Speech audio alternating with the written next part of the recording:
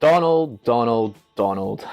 What on earth are we going to do with you? It's been quite a week for everyone's least favourite commander-in-chief. Republican Party members distanced themselves from him. He's had a falling out with his lawyer and probable diddler Rudy Giuliani. He's become the first ever president to ever be impeached. Twice, and even the child prankster and bane of home invaders everywhere, Macaulay Culkin, has called for Trump's cameo in Home Alone 2 to be erased from existence. Talk about kicking the guy when he's down. And he's got less than a week left in office. America is mental. So why have Republican Party members turned their backs on the tangerine tyrant? The attack in the Capitol? The Senate losses in Georgia? Or perhaps it's the massive lists of corporations that have stopped their political donations to the party until everything in the Capitol calms the fuck down. All hail capitalism. Dirty cash, I want you, dirty cash, I need you. Looks like the spell has finally been broken. These same party members have sat in silence the past 4 years as the Donald has destroyed all public opinion of the party, the rule of law, trust in elections, and even the truth itself. But now, they've finally given up on him. Reports from the New York Times state that Mitch McConnell, whose power in the Senate was snatched from him after the losses in Georgia, supports the second impeachment and sees an urgent need for the party to wash themselves clean of Trump in a bid for their own survival. And he's not the only one. Liz Cheney, the third-ranking Republican in the House, daughter of former VP and hunting enthusiast Dick Cheney, both of whom are about as liberal as an Edinburgh Evening News comment section, Liz Cheney has stated that there has never been a greater betrayal by a President of the United States of his office and his oath to the Constitution. Ouch.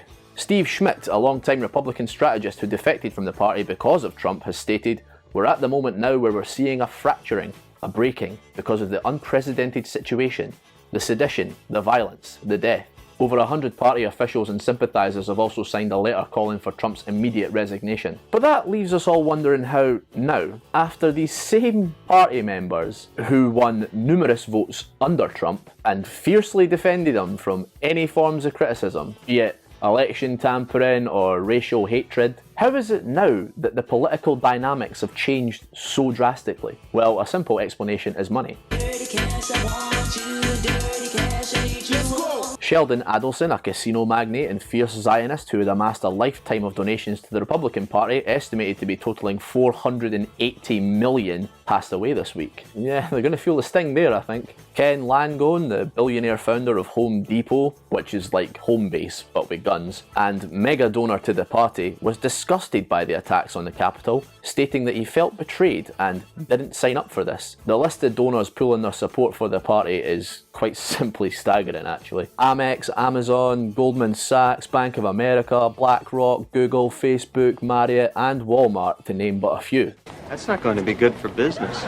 Another explanation is Trump's insistence on firing from the hip when addressing the COVID-19 pandemic. That's not going to be good for anybody. Over 380,000 US citizens have died due to this virus. The US economy is at a complete standstill and unemployment is in the record highs, as other countries have returned to work with a lesser fatality rate, and obviously no culture war over face masks. Another explanation could simply be raw politics. As it stands, Trump is a loser, and may be considered far too unpredictable to build a strategy around in terms of winning back the Congress in 2022 or even the presidency in 2024. But let's not kid ourselves here. He still has supporters. Even after lives were lost in the Capitol siege over the election lie, 137 Republicans voted in favour of that lie, and that is a grim statistic. Less than a week now until Uncle Joe takes his seat in the White House though. It's going to be an interesting couple of days, I think. With some news now that is a bit closer to home, Marcus Rashford is continuing to be an absolute hero. The buzzline here is always, "I wish more footballers were more like him." Why stop there?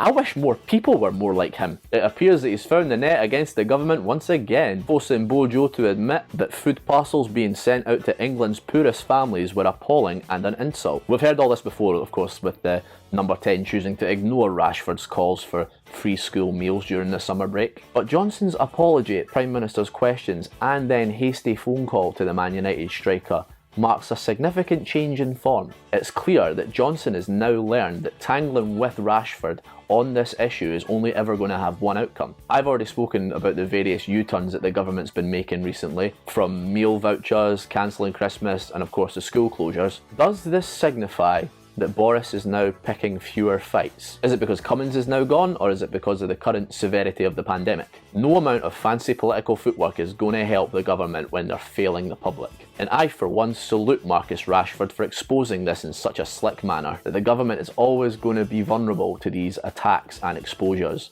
when in 21st century Britain, parents struggle and cannot afford to feed their children. A woman in Canada has been fined for breaking a COVID curfew by walking her husband on a lead and telling the police that he was a dog.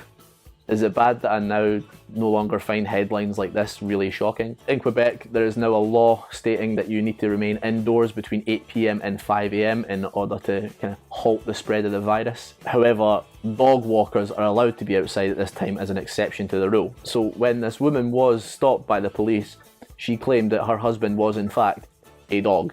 Like, does he identify as a dog? Or are they like those weird fetishists? You like what you like, I suppose. Credit has to go to the officers for keeping it together and remaining professional, because I, for one, would have been pissing myself. I would have called the canine unit. You know, really called their bluff. Get the dog handlers down here, get a muzzle on them. So they go down, they arrest him, send him to the kennels. He becomes a bitch to a big Rottweiler. One day he just snaps, he bites out the throat of the Rottweiler, which obviously just extends his stay behind bars in doggy jail. But one day he is eventually released. But he can't readjust to civilian life. He's too institutionalised by his time inside. He's too scarred by it. Can't get a job due to his criminal history. So he starts turning tricks down the doggy park. And one day he says enough is enough.